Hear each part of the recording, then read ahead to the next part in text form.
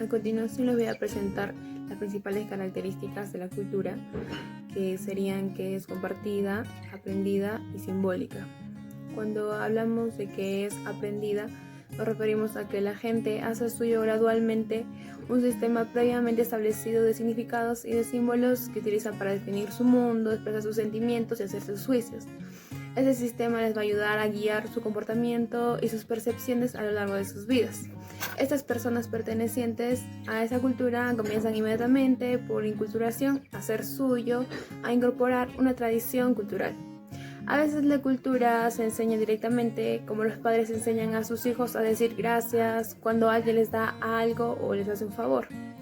La cultura también se transmite a través de la observación. Los niños prestan atención a las cosas que suceden a su alrededor y modifican su comportamiento, no solo porque otros le dicen que lo hagan, sino como resultado de sus propias observaciones y de una creciente conciencia de lo que su cultura considera buena o mala. La cultura también se absorbe de manera inconsciente. Por ejemplo, la distancia que se guarda entre las personas cuando se habla con ellas. Y ahora, ¿a qué nos referimos cuando decimos que la cultura es compartida? Ya sabemos que la cultura es un atributo no de los individuos por sí, sino de los individuos en cuanto miembros de grupo. Se transmite en la sociedad. Las creencias culturales compartidas, los valores, los recuerdos, las esperanzas, las formas de pensar y actuar pasan por encima de las experiencias entre las personas. La enculturación unifica a las personas al proporcionarnos experiencias comunes. Y ahora, ¿a qué nos referimos cuando decimos que la cultura es simbólica? Un símbolo es algo verbal o no verbal dentro de un lenguaje o cultura particulares que se sitúa en un lugar de alguna otra cosa. Los símbolos suelen ser lingüísticos, sin embargo, hay algunos símbolos no verbales, como las banderas que representan países o las cruces de color verde de las farmacias. El agua bendita es un símbolo potente del catolicismo romano. Como en el caso de todos los símbolos, la asociación entre un símbolo y lo que simboliza es arbitraria y convencional.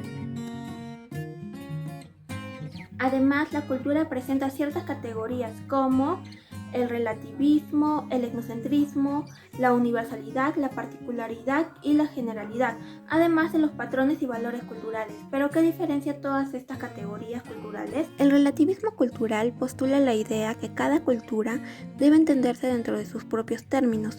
Nos resulta imposible juzgar desde un punto de vista moral las conductas de culturas diferentes a la propia. Por ejemplo, respetar el culto a dioses diferentes a los que veneramos. Pero la adopción radical del relativismo trae la aceptación de culturas y conductas que tienen la percepción mayoritaria de atentar contra los derechos humanos, como por ejemplo la lapidación de mujeres de los talibanes, el desnudismo o la poligamia. En el punto opuesto está el etnocentrismo, que lleva a interpretar la realidad a partir de sus propios parámetros culturales, al considerar su cultura como normal y positiva y a las demás como negativa y anormal. Es propio de aquellas civilizaciones que tuvieron conductas imperialistas, como la Alemania nazi, la conquista de América. También se tiene la generalidad, particularidad y universalidad. Cuando las sociedades comparten costumbres mediante herencia cultural, es la generalidad, como familias nucleares en varias culturas. Por otro lado, cuando el rasgo cultural aparece en un solo lugar, es particularidad, como la religión. Y cuando ciertas características biológicas y sociales están en todas las culturas, son universales. Los patrones son modelos de comportamiento que las sociedades imponen como normas de conducta. No hay reglas establecidas directamente, como la obligación de casarse o tener hijos, y varían de acuerdo a países y épocas. Por otro lado, la identidad nacional, tradiciones, religiones, que son costumbres que resguardan la identidad de un grupo, son los valores culturales. Diversidad cultural en el Perú y el mundo. Es un principio que reconoce y legitima diferencias culturales en todo el mundo y la interacción de los miembros que viven en un mismo espacio geográfico y comparten tradiciones y formas de vida. A lo largo de la historia se dieron influencias de distintas culturas externas, en el caso, por ejemplo, del Perú por parte de los españoles. Gracias a esto, Los peruanos contamos con una gran diversidad cultural. ¿Es chola o cholo? Y no, lo cierto es que Diversidad, costumbre, Pasión. herencia, tradiciones, herencia, cultural, pasado, historia, talento.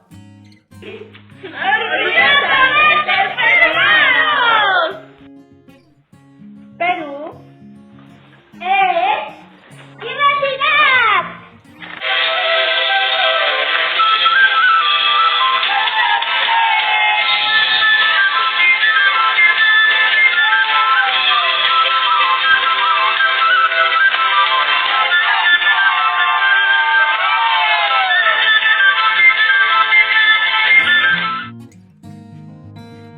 Buenos días, mi nombre es Leila y en esta oportunidad les voy a hablar sobre tres términos que son pluri, multi e interculturalidad. Sabemos que nuestro país es mega diverso en cuanto se refiere a la variedad y a la diversidad cultural. Es por ello que considero necesario conocer algunos términos. Por ejemplo, pluriculturalidad. Este término hace referencia a la variedad de culturas que pueden existir dentro de un mismo espacio geográfico, siempre y cuando existe el respeto y la tolerancia por las culturas. Por ejemplo, Arequipa ha sido testigo de varias migraciones de Venezuela, de argentinos, de chilenos que se han integrado en nuestra sociedad, incluso por la situación económica, ahora son contratados en empresas de Arequipa. Y existe el respeto y la tolerancia. Ahora, el término multiculturalidad hace referencia a la variedad de culturas que pueden existir dentro de un mismo territorio. Muchas veces este término se confunde con el de pluriculturalidad, pero un ejemplo lo aclara todo. Por ejemplo, unas personas vienen de la sierra hacia Arequipa, llegan a su hogar y en su hogar todos practican la misma cultura, pero el vecino, pongamos que es de Lima, pero también vive en Arequipa y practica diversas culturas, ¿no? Entonces, esta cultura con esta son muy diferentes, pero pueden convivir siempre y cuando existe el respeto y la armonía, la tolerancia sobre todo. Ahora, el término interculturalidad hace referencia a entre culturas. Este término nos indica de que la diversidad cultural que existe en un país puede verse afectada muchas veces por la ignorancia. Es por ello que resalta mucho el punto de conocimiento. Y esto se basa sobre todo en la educación básica o en la familia. El hecho de educar a las futuras generaciones y de que tengan conocimiento de que existen varias culturas en nuestro país o en su territorio va a ayudar a que exista un respeto y una tolerancia futura. Esto hace referencia al término interculturalidad. Retos. La aplicación de las políticas públicas con enfoque intercultural en los distintos sectores del Estado peruano en la actualidad se presentan de una manera desordenada e inestable.